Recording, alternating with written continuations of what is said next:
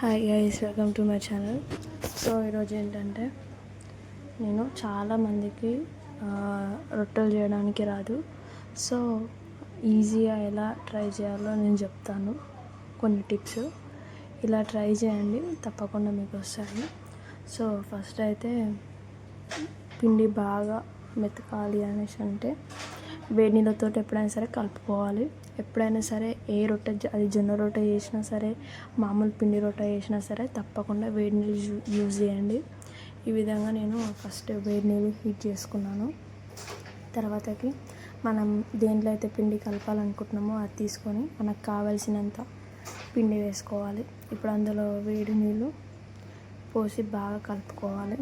మంచిగా అంత మెత్తగా కాకుండా అంత గట్టిగా కాకుండా మిడిల్లో కలుపుకోండి. బాగా ముద్దగా బాగా పిసకాలి. సో ఇక్కడ చూడండి, ఈ విధంగా బాగా కలుపుకోండి. ఇప్పుడు ముద్దలాగా రౌండ్గా చేయండి. దాన్ని కొంచెం తీసుకొని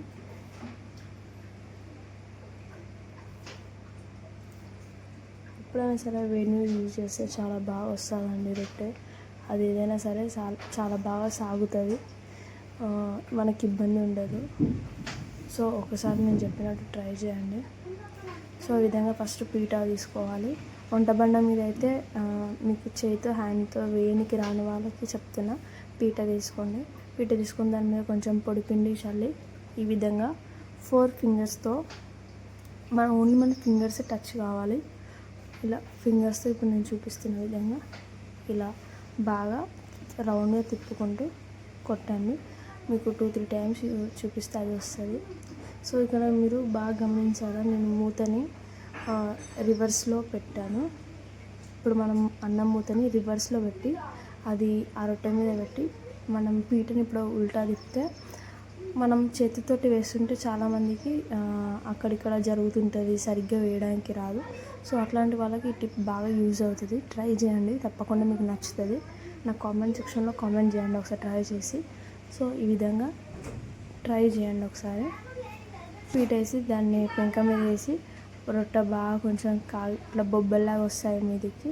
అలా రాగానే కొన్ని వాటర్ అద్దేసి ఆ రొట్టెని మళ్ళీ ఇప్పుడు వాటర్ అద్దిన దాన్ని మెల్ల కిందికి వేసేసి అయిపోతుంది.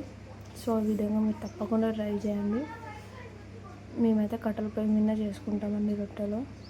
ఈ రొట్టెల కోసం అనేసి మేము కట్టెల పొయ్యి యూజ్ చేస్తున్నాం. ఎందుకంటే గ్యాస్ మీద అయితే చాలా గ్యాస్ అయిపోతుంది అనేసి మా వాళ్ళు చేశారు. చూడండి, నేను 2-3 చేస్తున్నా, మీకు చూపిస్తున్నా ఈ విధంగా వేయాలని. ఈ టిప్ తప్పకుండా పాటించండి, మీకు తప్పకుండా యూజ్ అవుతుంది. చాలా యూస్ఫుల్ అనేసి అనుకుంటున్నాను నేను. రొట్టె చేయడానికి రాని వాళ్ళకి, అంటే పెనం మీద వేయడానికి రాని వాళ్ళకి ఈ విధంగా ఒకసారి ట్రై చేయండి, మీకే నచ్చుతుంది.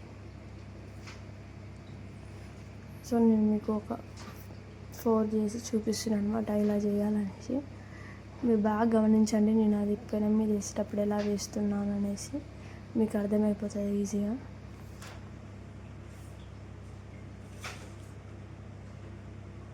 సో ఈ విధంగా కలుపుకుంటూ మంచిగా దాన్ని కొట్టండి రొట్టెని.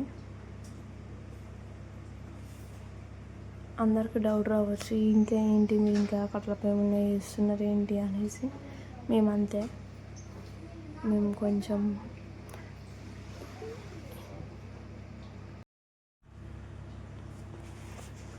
సో ఇలా ట్రై చేయండి.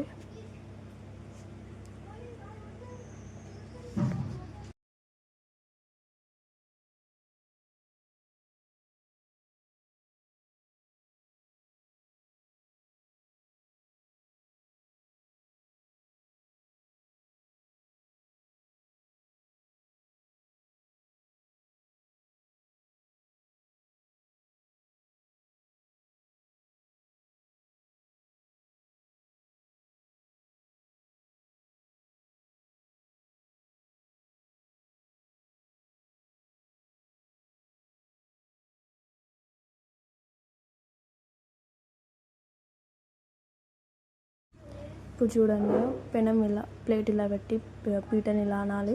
ఈజీ అయిపోతుంది, ఈజీ వేయడానికి వస్తుంది. ఇక్కడ నేను చూపిస్తున్నా, ఈ విధంగా వస్తుంది. సో ఇప్పుడు దాని మీద కొంచెం ఇట్లా బుగ్గలన్నిటివి రాగానే కొన్ని వాటర్ చల్లేసి. సో తప్పకుండా ట్రై చేయండి. Please like and share and subscribe to my channel. So మీకు ఇలా కొత్త వీడియోలతో మీకు మంచి యూస్ఫుల్ అయితే నేను మీకు చెప్తాను. సో నేనైతే ఒక 4 చేశాను, మీకైతే అర్థమైంది అనుకుంటున్నా ఈజీగా. నేనైతే ఈ విధంగానే చేస్తాను. నాకు కూడా ఫస్ట్లో రాకపోతుండే, కానీ చాలా బాగా నేను ట్రై చేశాను. ఒక 2-3 టైమ్స్ ట్రై చేసిన తర్వాతకి వచ్చిందనమాట. నాకు కూడా నాకు ఇప్పటికైనా సరే నాకు చేతితో పెనం మీద వేయడానికి రాదు రొట్టె. సో నేను ఈ టిప్ ఆలోచించి ఒక ఆమె చేస్తుంటే చూసి నేర్చుకున్నా. సో మీరు కూడా తప్పక ట్రై చేయండి. ఈ విధంగా మెత్తగా మంచిగా ఉంటాయి, గట్టిగా రాకుండా. So thank you.